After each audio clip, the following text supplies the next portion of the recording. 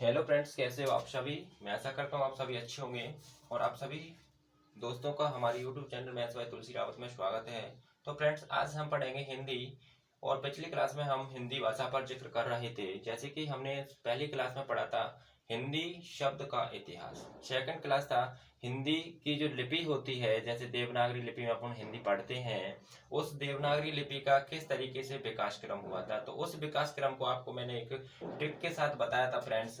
जैसे ब्रह्मा जी ज्ञान गुप्त कर रहे थे, तो उन्होंने उनको नारद जी ने देख लिया और नारद जी ने जाकर के देवताओं को बता दिया। तो ब्रह्मा जी का मतलब हो गया ब्रह्म लिपि, ज्ञान को गुप्त करना, गुप्त यानी गुप्त लिपि, नारद जी को देखना, नारद जी यानी कि नागरी लिपि बनी थी दोस्तों। और नारद जी ने जैसे ही देवताओं को बताया तो उससे देवनागरी लिपि अपनी प्रचलन में यानी कि उत्पत्ति देवनागरी लिपि की हुई थी। उसके बाद पढ़ा था हमने भाषा क्या है। भाषा के बारे में हमने बहुत अच्छे से समझा और पढ़ा था। जैसे भाषा की डेफिनेशन बताई थी हमने कि भाषा क्या है, यानी भाषा वह माध्यम है जिसके थ्रू हम क्या करते हैं, अपने विचारों को आदान प्रदान करने का एक माध्यम है। भाषा अभिव्यक्ति का माध्यम है, यानी कि अभिव्यक्ति का मतलब होता है अपने खुद को प्रकट करना दूसरे के सामने कि मैं ये हूँ, अपना परिचय देना, ठीक है। और फिर उसी के साथ साथ हमने और भी ऐसे हमने पढ़ा था, जैसे भाषा के जो मूल रूप हैं वो कितने हैं, तो दो बताए थे, लिखित और अलिखित। लिखित में हमने बोला कि जो बोलते हैं और लिखते हैं वह लिखित भाषा के अंतर्गत आते हैं, और जिनको हम जिस भाषा को संकेतों के द्वारा समझाया जाता है वो अलिखित भाषा होती है। इसी के अंतर्गत सांकेतिक भाषा होती है। सामान्यतः तीन रूप होते हैं, लिखित, अलिखित और सांकेतिक। लेकिन सांकेतिक को क्या होता है दोस्तों, संकेत देना, यानी कि उसी को सांकेतिक भाषा को हम अलिखित भाषा में पढ़ते हैं। इसीलिए हमारे जो मूल रूप होते हैं वो सिर्फ भाषा के दो ही होते हैं, लिखित और अलिखित। उसके बाद फ्रेंड्स हमने कुछ आज जो पढ़ने की कोशिश करेंगे वो है हमारा भाषा की विशेषताएं। क्या विशेषताएं हैं, यानी कि भाषा अनुकरण के द्वारा सीखी जाती है। पहली है भाषा सामाजिक संपत्ति है, भाषा की एक अपनी लिमिट होती है। तो इस तरीके से हम समझेंगे। आप सोचोगे जैसे कि सर अनुकरण क्या है, तो अनुकरण का मतलब होता है फ्रेंड्स नकल करना।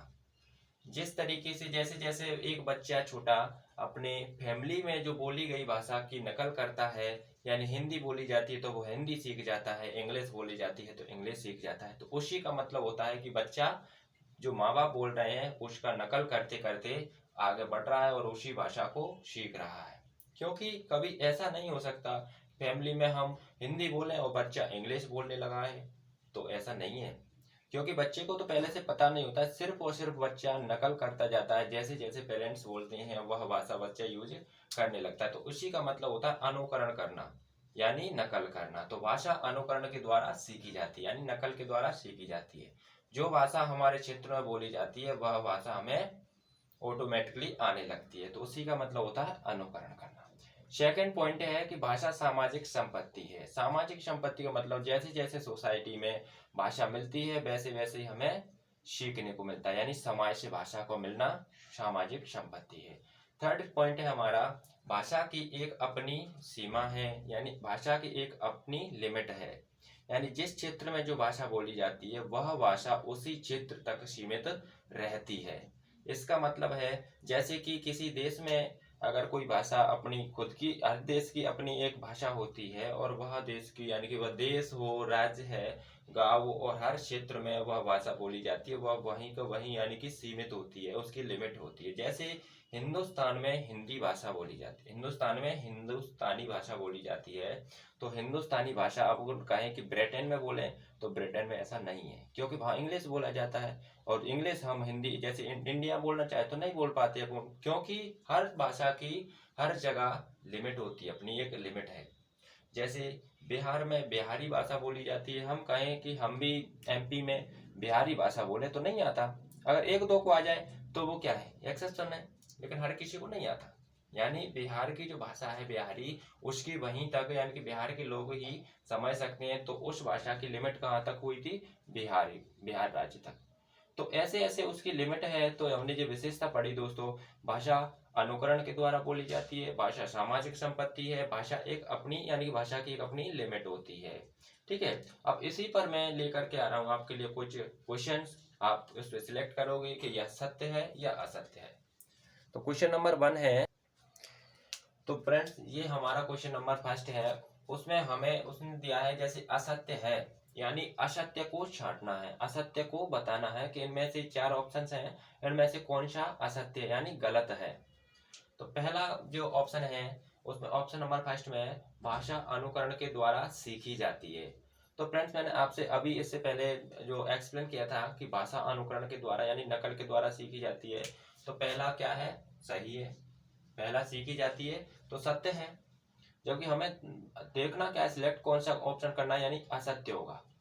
ठीक है, फिर जो सेकंड है ऑप्शन उसमें दिया है भाषा का चित्र विशेष होता है। तो फ्रेंड्स मैंने आपको बताया था कि भाषा का चित्र है वो सीमित होता है, सीमित का मतलब ही क्या है दोस्तों, दूसरा रूप है विशेष। तो भाषा की एक अपनी लिमिट होती है, सेकंड भी सत्य है। थर्ड वाला है कि भाषा सामाजिक संपत्ति है। तो फ्रेंड्स मैंने यानी कि अभी अभी इससे पहले मैंने समझाया कि भाषा एक सामाजिक संपत्ति है, यानी कि समाज से मिलती है। तो सेकंड थर्ड वाला जो है ऑप्शन वो भी हमारा सत्य है। क्या है फ्रेंड्स, सत्य है। तो पहला सत्य है, दूसरा सत्य है, तीसरा सत्य है, यानी भाषा अनुकरण के द्वारा सीखी जाती है, बिल्कुल सीखी जाती है। भाषा का क्षेत्र विशेष होता है, बिल्कुल होता है। उसके बाद भाषा संपत्ति यानी सामाजिक संपत्ति है, बिल्कुल ही है दोस्तों, सामाजिक संपत्ति तो बिल्कुल है। उसके बाद जो चौथा है हमारा, जैसे कि फोर्थ नंबर का जो ऑप्शन है वो है भाषा असीमित क्षेत्र में बोली जाती है। तो फ्रेंड्स मैंने आपसे कहा था कि भाषा असीमित क्षेत्र में कभी भी नहीं बोली जाती, भाषा की एक अपनी आप में एक क्षेत्र होता है, एक विशेष क्षेत्र होता है, यानी कि भाषा एक सीमित होती है। क्या है, भाषा की एक सीमा होती है, असीमित नहीं। जैसे बिहारी भाषा मैंने आपके लिए उदाहरण दिया था, बिहारी है वो बिहार तक ही सीमित है, तो वो असीमित क्षेत्र में नहीं, सिर्फ और सिर्फ सीमित है, यानी कि बिहार राज्य में ही वो भाषा बोली जा सकती है। तो भाषा क्या है, असीमित नहीं होती है। तो फ्रेंड्स ये ऑप्शन नंबर हमारा फोर्थ वाला असत्य है। क्या है ऑप्शन नंबर फोर्थ वाला असत्य, क्वेश्चन में दिया है असत्य को छांटिए। तो असत्य कौन सा है फ्रेंड्स, असत्य है हमारा क्वेश्चन नंबर फोर्थ। इसकी जगह पर सही करने के लिए क्या करना चाहिए तथा यहाँ पर असीमित की जगह पर दोस्तों सीमित होती है अपनी भाषा, क्या होती है, सीमित होती है। तो इसे करेक्ट करने के लिए हमें क्या करना पड़ेगा, यहाँ पर सीमित करना पड़ेगा, जब ही हमारे जो चारों जो ऑप्शंस हैं वह कंप्लीट सत्य होंगे। तो फ्रेंड्स इसका उत्तर है जो असत्य है, यानी कि असत्य में जो उत्तर देना है, तो उत्तर है वो हमारा फोर्थ वाला। ठीक है, पहला पहला क्वेश्चन नंबर, पहला यानी कि जो फर्स्ट है वो कंप्लीट हुआ। अब देखते हैं क्वेश्चन नंबर सेकंड, उसमें क्या है, सत्य है यानी सत्य को छांटना है। दिए हुए जो ऑप्शंस हैं उनमें से हमें सत्य को बताना है कि सत्य कौन सा है, और कौन कौन से जो ऑप्शंस हैं वो असत्य हैं, गलत हैं। तो सत्य को छांटिए, उसमें फर्स्ट मुझे है ना ऑप्शन वो है भाषा सामाजिक संपत्ति है। तो बिल्कुल है, सामाजिक संपत्ति समाज से मिलती है। तो पहला ऑप्शन क्या अपना होता है, सत्य, पहला ऑप्शन है सत्य। सेकंड में है भाषा अर्जित संपत्ति है। अर्जित का मतलब होता है कि किसी से हम नकल करके अपने अंदर अर्जित करें, स्टोर करें, सीखें। तो अर्जित का मतलब होता है अनुकरण करना। क्या होता है दोस्तों, अर्जित का मतलब होता है अनुकरण यानी नकल करना। तो भाषा नकल के द्वारा सीखी जाती है, यानी कि अनुकरण संपत्ति है। तो बिल्कुल सही है, सेकंड ऑप्शन भी सत्य है। थर्ड वाला है कि भाषा का क्षेत्र सीमित होता है। तो बिल्कुल होता है फ्रेंड्स, जिस क्षेत्र की भाषा उसी क्षेत्र तक सीमित रहती है। बुंदेली भाषा बुंदेल तक ही सीमित रहेगी, अपने अदर जो होते हैं ना वर्ड्स उनमें नहीं बोली जाती है, उन अलग अलग क्षेत्रों में नहीं बोली जाएगी। तो भाषा का क्षेत्र सीमित होता है, ये भी सत्य है। तो फ्रेंड्स पहला, दूसरा और तीसरा वाला है जो ऑप्शंस क्या है, सत्य है, बिल्कुल सत्य है, अपने नियम को फॉलो कर रहे हैं। जैसे कि भाषा सामाजिक संपत्ति अपना नियम था, जो रूल्स मैंने आपके लिए 3 रूल्स जो बताए थे और लिखाए थे, तो उन रूल्स को ये क्या है, फॉलो कर रहा है। फर्स्ट वाला कि भाषा सामाजिक संपत्ति। सेकंड है कि भाषा अर्जित यानी अनुकरण संपत्ति है। तो बिल्कुल अनुकरण संपत्ति है, यानी कि नकल के द्वारा सीखी जाने वाली, अनुकरण और अर्जित करने वाली भाषा होती है। तो सेकंड पॉइंट भी है, जो हमारे रूल्स जो पहले बताए गए उनको फॉलो कर रहा है, तो ये सत्य है। थर्ड वाला है या भाषा का क्षेत्र सीमित होता है। तो दोस्तों बिल्कुल होता है, भाषा अपने खुद यानी कि भाषा की एक अपनी लिमिट होती है। हर क्षेत्र में भाषा, हर क्षेत्र की अलग अलग भाषा होती है। तो पहला, दूसरा, तीसरा सही है। चौथा है जो यानी कि फोर्थ नंबर का जो ऑप्शन है उसमें दिया है सभी सही हैं। तो फ्रेंड्स सभी सही हैं, क्योंकि फर्स्ट सेकंड थर्ड सही है। तो हम ऑप्शन हमारा क्या होगा, ऑप्शन होगा सभी सही है, ऑप्शन नंबर फोर्थ। तो फ्रेंड्स ये हमारी भाषा की कुछ विशेषताएं थी, और आपको वन बाई वन जैसे कि लाइन बाय लाइन में आपके लिए जो नोट करवा रहा हूँ ना इस बोर्ड पर, तो आप भी अपना फेयर रजिस्टर बहुत बेहतर तरीके से तैयार कर सकते हैं फ्रेंड्स। हर चीज मैं आपसे पहले ही प्रॉमिस कर चुका हूँ कि इसी बोर्ड पर लिखा लिखा करके आप तक ये एजुकेशन शेयर करने की कोशिश करूंगा फ्रेंड्स। अगर आपको वाकई में ये ठीक लग रहा हो पढ़ाने का तरीका, तो आप कमेंट सेक्शन में यार कमेंट कर दिया करो। आपका एक भी कमेंट मुझे देखने के लिए नहीं मिलता है। क्या मेरे अंदर कमी है, क्या कमी नहीं है, क्या दूर करना है, क्या और सीखना है, हमें ऐसा पता ही नहीं चल पा रहा अभी तक। तो फ्रेंड्स ये सब कुछ जानने के लिए हमारे कमेंट सेक्शन खुला हुआ है, पब्लिक है, उस पर आप अपनी राय दे सकते हैं। तो आज हमने ये भाषा की विशेषताएं पढ़ ली हैं। अब हम कुछ कुछ क्वेश्चन कराएंगे, जैसे कि भाषा की सबसे छोटी इकाई कौन सी है, भाषा की सबसे बड़ी इकाई कौन सी है। तो अब पढ़ते हैं हम कुछ क्वेश्चंस, कुछ मेन क्वेश्चंस। और एक और बात मैं आपसे शेयर करना चाहूंगा, जैसे कि मैं क्वेश्चन आपके लिए डायरेक्ट खोलता हूं, तो फ्रेंड्स वो इसीलिए करना पड़ता है क्योंकि समय का अभाव है। इतनी स्पीड तो हो नहीं सकती कि मैं हर क्वेश्चन को मतलब आपके सामने नोट करूं और फिर आपको समझाऊं। इसीलिए मैं वीडियो को थोड़ा रोक करके या डायरेक्ट क्वेश्चन जो खोलने की कोशिश करता हूं, उससे क्या है आप सभी का समय बचेगा, यानी कि समय की बचत होगी। तो इसी बचत के साथ साथ मैं क्या कर रहा हूं, अब आपके लिए कुछ क्वेश्चंस लेकर के आ रहा हूं, तो उनको आप ध्यान से देखिए। तो दोस्तों ये हमारे क्वेश्चन है, question number first, question number second, question number third है, क्वेश्चन नंबर फोर्थ। इसमें पहले बात समझा कि क्वेश्चन नंबर पहला है, उसमें दिया गया है कि भाषा की सबसे छोटी इकाई है, भाषा की सबसे छोटी इकाई है। तो फ्रेंड्स मैं आपके लिए ऑप्शन देता हूँ। ऑप्शन है हमारा, ऑप्शन है ध्वनि, ऑप्शन है ध्वनि, ऑप्शन बी है वर्ण, और ऑप्शन सी है दोस्तों वो है शब्द, ऑप्शन सी है शब्द, ऑप्शन डी है अक्षर, सॉरी ऑप्शन डी है वाक्य। क्या है ऑप्शन डी? वाक्य। ऑप्शन फिर हमने सेकंड क्वेश्चन के लिए हम जैसे कि ऑप्शन लिख रहे हैं, चलो सेकंड के बाद में पहले फर्स्ट से क्लियर करते हैं। जैसे क्या दिया है, भाषा की सबसे छोटी इकाई है। तो फ्रेंड्स भाषा की सबसे छोटी इकाई होती है, जब तक हम लिखित और अलिखित ना बोलें, तो सबसे छोटी इकाई भाषा की होती है, वह होती है हमारी ध्वनि। क्या है भाषा की सबसे छोटी इकाई होती है? ध्वनि। क्या होती है? ध्वनि। अब जो तो फर्स्ट का हमारा जैसे कि क्वेश्चन का जो करेक्ट आंसर है वो है ध्वनि, यानी कि भाषा की सबसे छोटी इकाई याद रखना ध्वनि होती है। ठीक है, क्या होती है? ध्वनि। फिर सेकंड क्वेश्चन है कि भाषा की सबसे छोटी इकाई क्या है, यानी कि क्वेश्चन सेम है लेकिन मैं ऑप्शंस आपके लिए दे रहा हूं, वो थोड़े चेंज होंगे। जैसे सेकंड का ऑप्शन नंबर फर्स्ट शब्द, ऑप्शन नंबर फर्स्ट है शब्द, ऑप्शन नंबर सेकंड यानी कि ऑप्शन नंबर बी है वो है पद। वह क्या है दोस्तों? पद। ऑप्शन नंबर सी लेकर आऊंगा मैं वर्ण, ऑप्शन सी है वह है वर्ण, और ऑप्शन डी है वह क्या है दोस्तों? वाक्य। क्या है? वाक्य। ठीक है, अब मैंने थोड़े से आपके लिए ऑप्शन चेंज किए हैं, क्वेश्चन बिल्कुल सेम रखा है। उसमें दिया है भाषा की सबसे छोटी इकाई है। अब आप ढूंढोगे कि सर ने जैसे कि अभी अभी ध्वनि बोला था, लेकिन ध्वनि इसमें दिख ही नहीं रहा। जब ध्वनि ना दिखे आपको, तो सबसे फिर छोटी इकाई यानी कि भाषा की होती है, वह होती है दोस्तों वर्ण। क्या होती है? वर्ण होती है। तो भाषा की सबसे छोटी इकाई अगर यानी कि लिखित और अलिखित ना बोले तो क्या है? ध्वनि। और सबसे छोटी बेसिक इकाई जो होती है वो ध्वनि होती है। लेकिन ध्वनि अगर ऑप्शन में नहीं दिया तो सबसे छोटी इकाई होगी वो होगी हमारी वर्ण। क्या होगी? वर्ण। तो सेकंड का जो क्वेश्चन नंबर सेकंड है उसका ऑप्शन नंबर हमारा जो सही है वह है ऑप्शन नंबर सी। क्या है? Option number C. अब क्वेश्चन नंबर थर्ड पर जिक्र करते हैं, जैसे कि भाषा की सबसे छोटी सार्थक इकाई क्या है। सार्थक का मतलब होता है दोस्तों कि जिसका कोई ना कोई अर्थ हो, जिसका कुछ ना कुछ अर्थ होता हो। जैसे मैं आपके लिए ऑप्शन देता हूं, ऑप्शन है नंबर ए पर वर्ण, नंबर बी है शब्द, ठीक है, नंबर सी है पद, नंबर सी क्या है दोस्तों? पद है, और नंबर डी है वाक्य। नंबर डी क्या है फ्रेंड्स? वाक्य।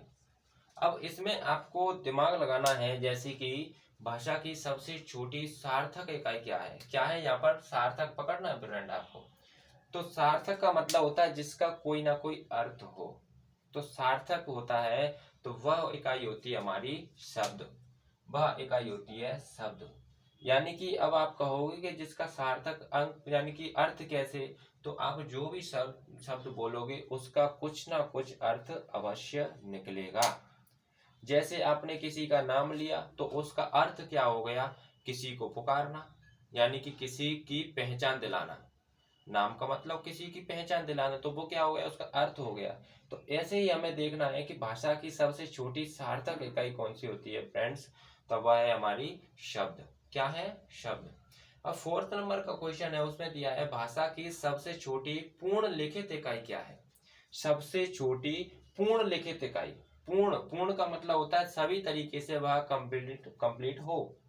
क्या है, सभी तरीके से वह कंप्लीट हो। जैसे ऑप्शन दे रहा हूं मैं आपके लिए।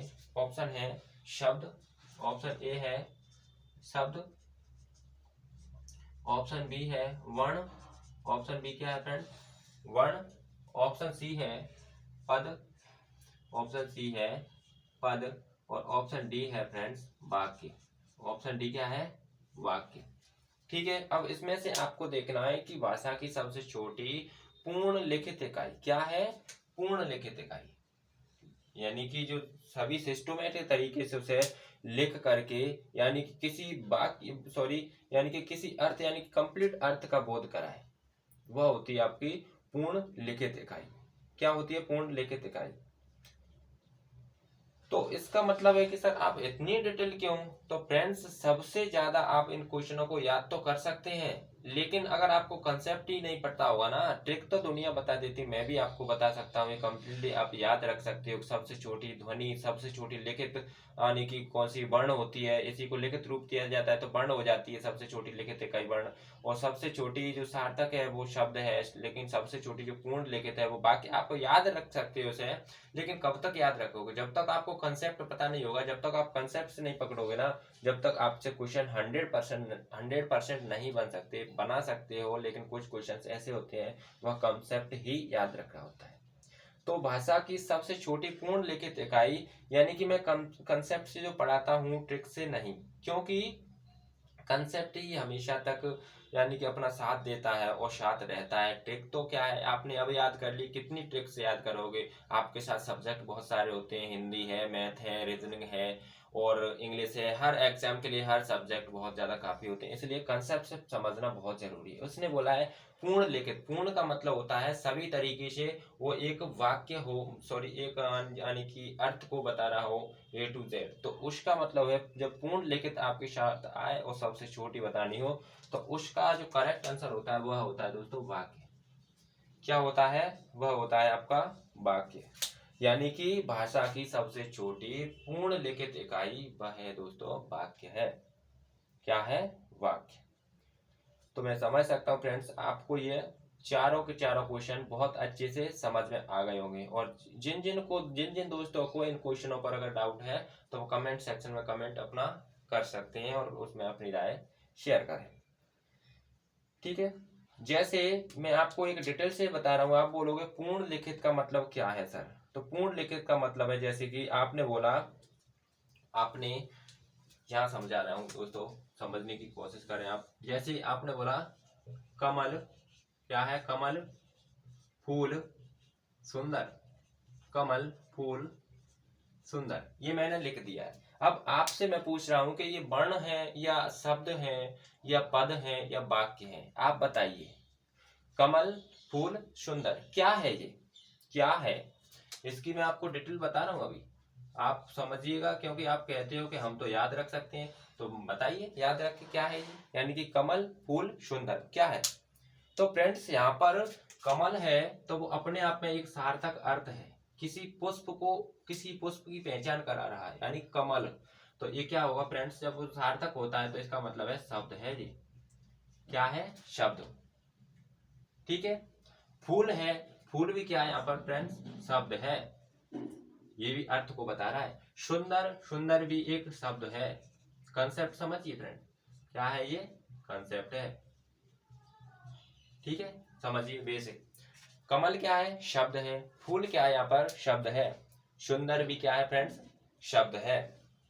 लेकिन अगर मैं आपको यह बोल दूं जैसे कि कमल का फूल सुंदर है, क्या है, इतना मैंने आपके लिए लिखा तो आपने पहचान लिया कि सर कमल भी एक शब्द है, क्योंकि इसका एक सार्थक अर्थ होता है किसी की पहचान दिलाना।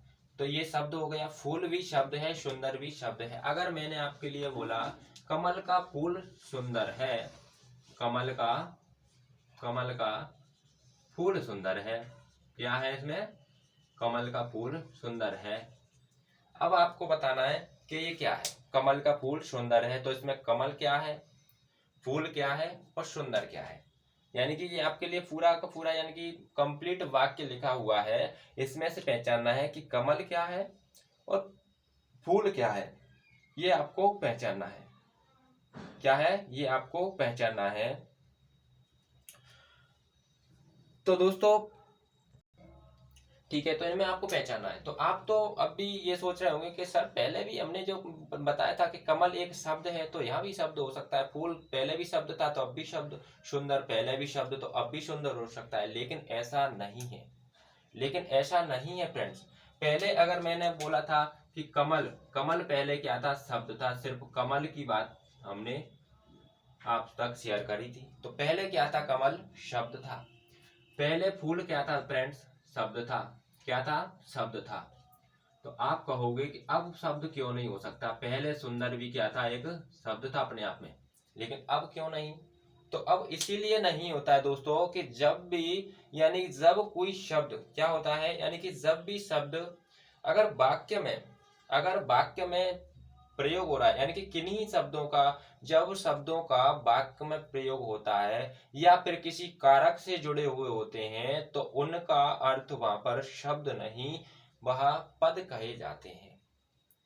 क्या, पद कहे जाते हैं। जैसे यहाँ पर कमल है, यानी कि कमल का फूल सुंदर है लगा हुआ है फ्रेंड्स।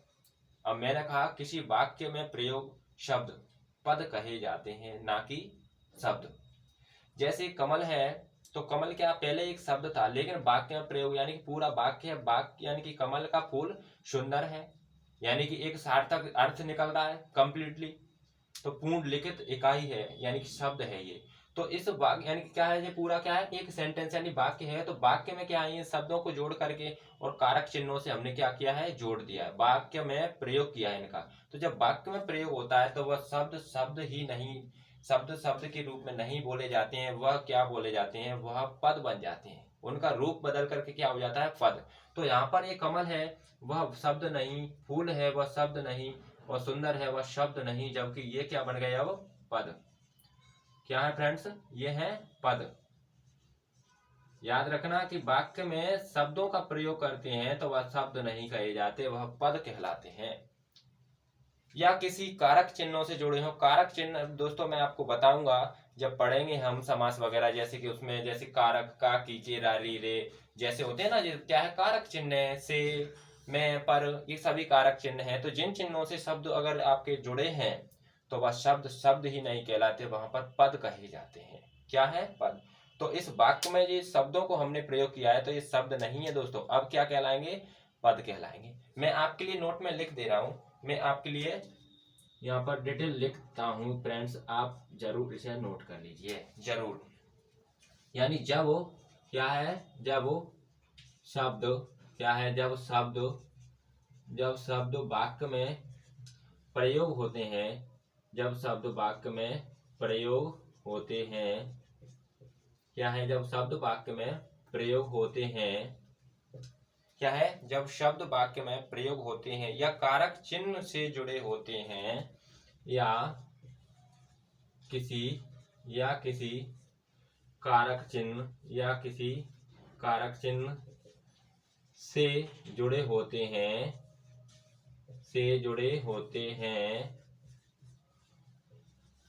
क्या है, से जुड़े होते हैं, तो वह शब्द नहीं, तो वह शब्द नहीं, क्या है दोस्तों, तो वह शब्द नहीं, पद कहे जाते हैं। तो वह शब्द नहीं कोमा पद कहे जाते हैं। तो फ्रेंड्स इसको आप अच्छे से लिख लीजिए, कहे जाते हैं या कहलाते हैं, ठीक है। तो यहाँ से आप समझ सकते हैं, यानी मैंने क्या बुलाया अभी इसको कि जब शब्द वाक्य में प्रयोग होते हैं या किसी कारक चिन्ह से जुड़े होते हैं तो वह शब्द नहीं कोमा पद कहे जाते हैं। क्या? पद, यानी उनका रूप बदल जाता है, उनका जो पहचान है वो बदल जाती है। पहले मैंने आपके लिए बोला कमल फूल सुंदर, इसका कोई सार्थक अर्थ नहीं था, ना तो कोई सेंटेंस बन रहा था ना कुछ, सिर्फ और सिर्फ कमल था तो एक पुष्प की पहचान आपके लिए दिला रहा था, यानी सार्थक अर्थ उसका यही था कि कमल यानी नाम है सिर्फ और सिर्फ, और जब नाम ही बोला जाता है जब उनको शब्द कहते हैं। फूल था तो फूल सिर्फ एक नाम है तो उसे शब्द कहा, सुंदर एक नाम है सिर्फ शब्द कहा। लेकिन जिन सभी शब्दों का प्रयोग मैंने एक वाक्य के रूप में करा, एक वाक्य में करा और कारक चिन्हों से इनको जोड़ दिया तो वह शब्द नहीं वह पद बन जाते हैं। क्या है? वह शब्द नहीं पद बन जाते हैं। जैसे कमल का फूल सुंदर है तो इसका एक सार्थक अर्थ है कि कमल के फूल की विशेषता बताई जा रही है कि कमल का फूल सुंदर है। तो ये पहले क्या थे दोस्तों? शब्द थे, लेकिन शब्दों को हमने कारक चिन्हों से, यानी कि ये का है तो कारक चिन्हों से यानी कि मिलाने और जोड़ने का काम किया और एक वाक्य में प्रयोग करे हैं ये शब्द, तो वह शब्द की पहचान भूल करके वह पद कहे जाने लगे, यानी कि उनका नाम अब क्या है? पद है। मैंने आपके लिए डिटेल भी लिखा है, जैसे कि जब शब्द वाक्य में प्रयोग होते हैं या किसी कारक चिन्ह से जुड़े होते हैं तो वह शब्द नहीं पद कहे जाते हैं, तो वह शब्द नहीं कोमा पद कहे जाते हैं या कहलाते हैं। तो फ्रेंड्स ये आपको शायद अच्छे से समझ में आ गया होगा, मुझे आशा है, क्योंकि अगर आप रट के बैठ जाते कि हम तो याद कर लेंगे तो याद कब तक करोगे यार? हर चीज की डिटेल एंड कंसेप्ट से अगर आप समझोगे तो हमेशा तक याद रहेगा। कंसेप्ट ही हमारा एक बेहतर जिंदगी का रास्ता है। इसीलिए मैं आपको ज्यादा से ज्यादा कंसेप्ट से समझाने की कोशिश करता हूँ, ज्यादा रट्टाबाजी नहीं। कब तक रटोगे? आपके साथ बहुत सारे एग्जाम आने वाले हैं और बहुत सारे उनमें सब्जेक्ट भी कवर किए होते हैं, तो इस तरीके से मैंने आपको समझाने की कोशिश करी है। अब कुछ क्वेश्चंस मैं आपके सामने और शेयर करना चाहता हूँ। क्या है? और शेयर करना चाहता हूँ। तो पहला मैंने जैसे क्वेश्चन दिया था, भाषा की सबसे छोटी इकाई, यानी भाषा की सबसे छोटी इकाई क्या है? तो वह है दोस्तों ध्वनि। क्या है? ध्वनि।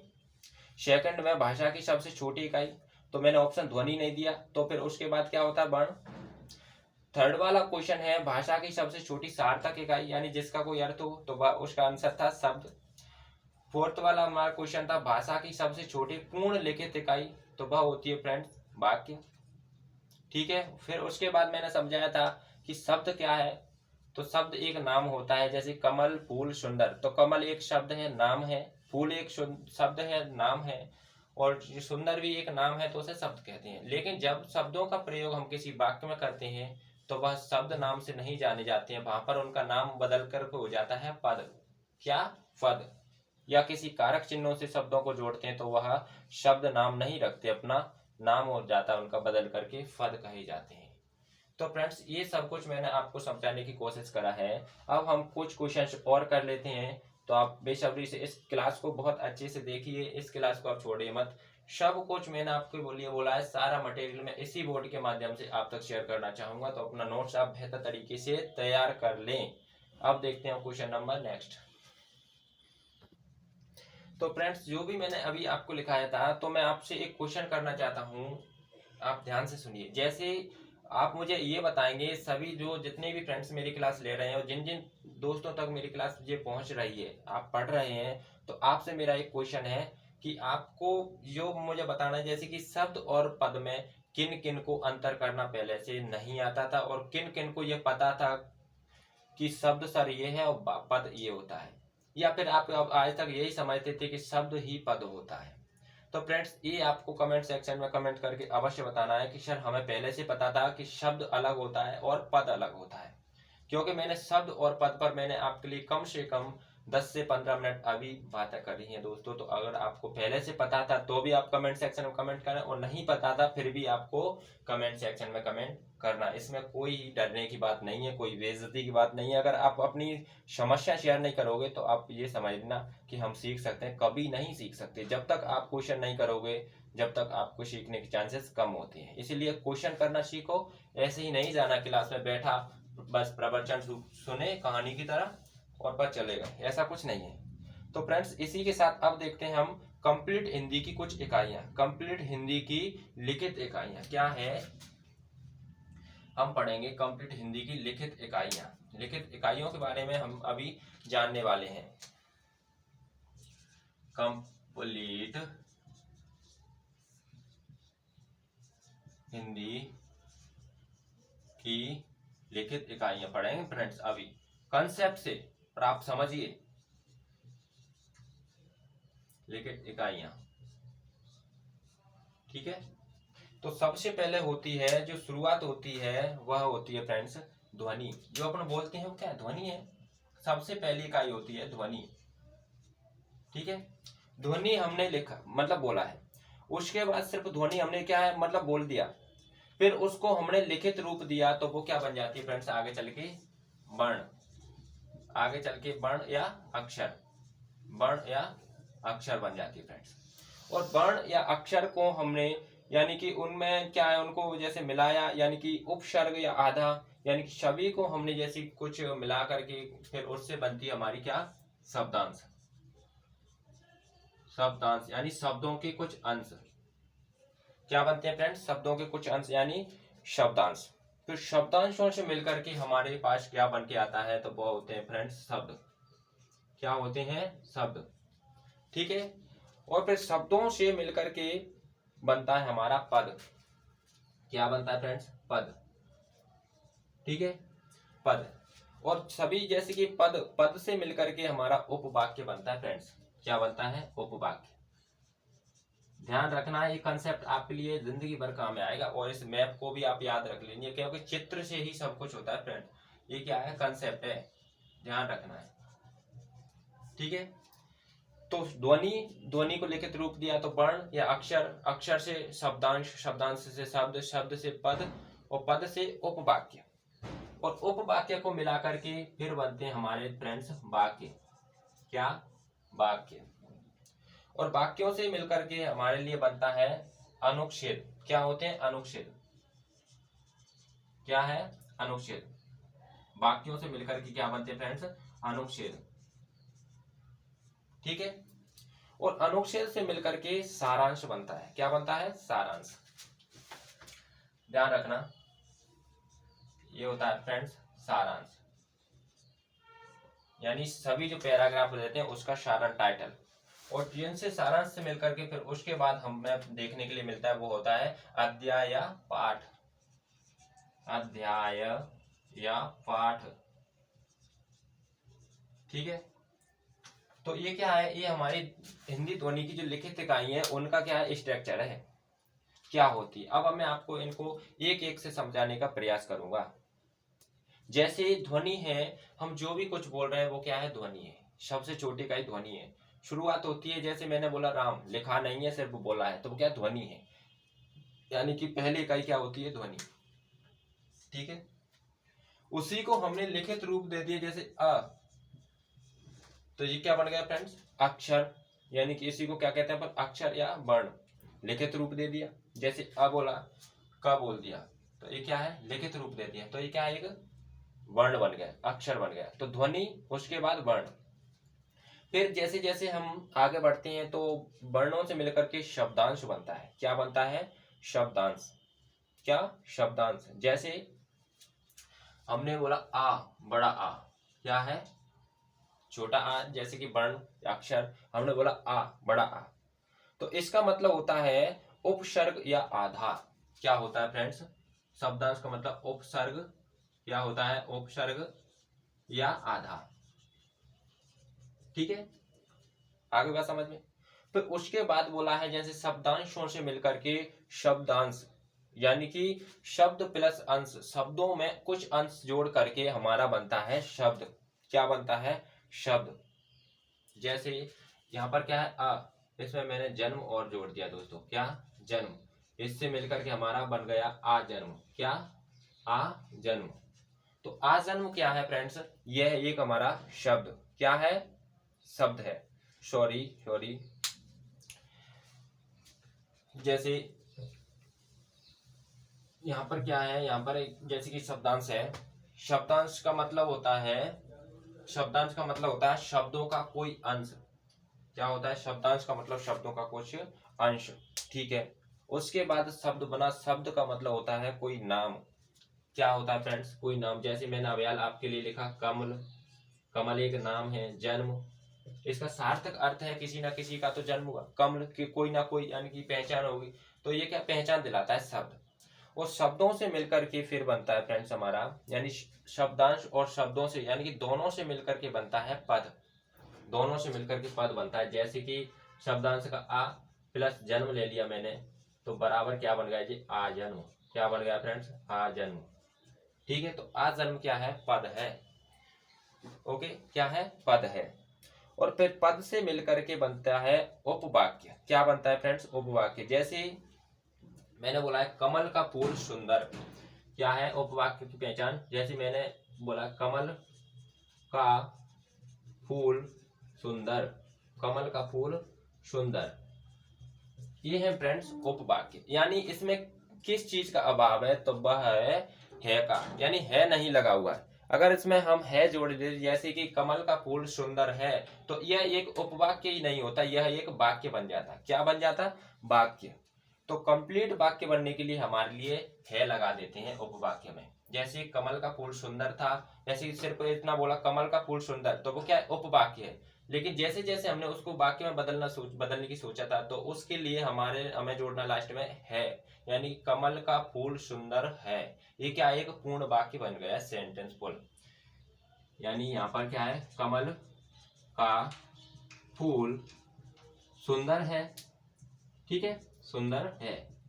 तो यहाँ पर क्या है फ्रेंड्स? यानी कि है जुड़ गया है, यानी कि कमल का फूल सुंदर है। कंप्लीट बात हमारी हो चुकी है यहाँ पर। किसके बारे में? कमल के फूल के बारे में। तो ये है हमारा, जब जब कंप्लीट बात होती है, जब फुल सेंटेंस होता है, तो वो कहलाता है यानी कि वाक्य। ओके।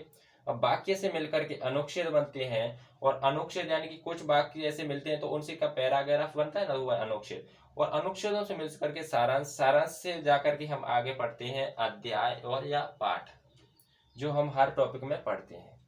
तो ये सारा हमारे सामने जैसे कि स्ट्रक्चर है, यानी कि हिंदी की लिखित इकाइयों का। सबसे छोटी होती है ध्वनि, उसका लिखित रूप दे दिया तो वर्ण या अक्षर कहलाया। फिर उससे वर्ण या अक्षरों से मिलकर के शब्दांश, यानी शब्दांश यानी शब्दों का अंश, तो वो होती है जैसे उपसर्ग या आधा शब्द। ओके। उसके बाद यानी शब्दांशों से मिलकर के हमारी शब्द, शब्द का मतलब होता है पहचान दिलाना, सिर्फ किसी का नाम। और शब्द, शब्दांश प्लस शब्द से मिलकर के हमारा पद बना, और पद से मिलकर के उपवाक्य।